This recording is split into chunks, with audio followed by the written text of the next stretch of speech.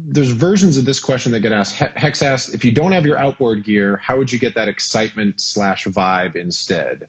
And I assume that's a conversation sort of about saturation.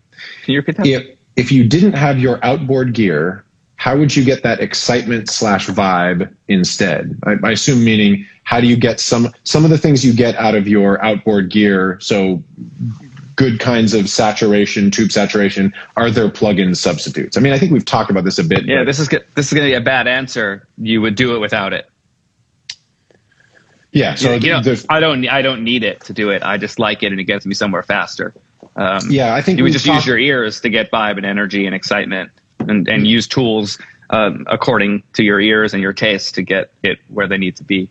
Yeah, we've definitely talked about it in other episodes. We actually talked about it last week a bit. There's some good by the way, I got that Toop plugin and started playing with it. The Good Hertz tape emulator, which is really nice. And obviously we talk about Spectre. We talk about it's tube and tape emulator. That's why it's unique. Toop. That's why it's Toop. Hence Toop.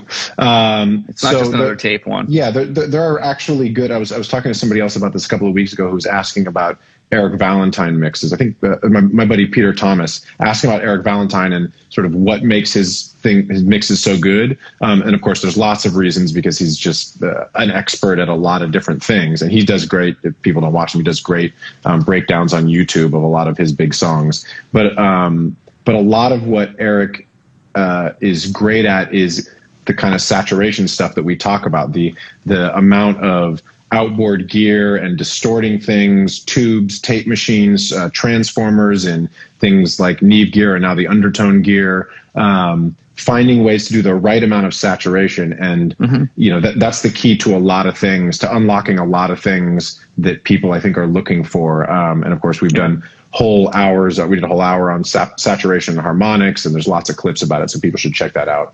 But the short answer to Hex is there's a lot of good ways to do that in the computer now.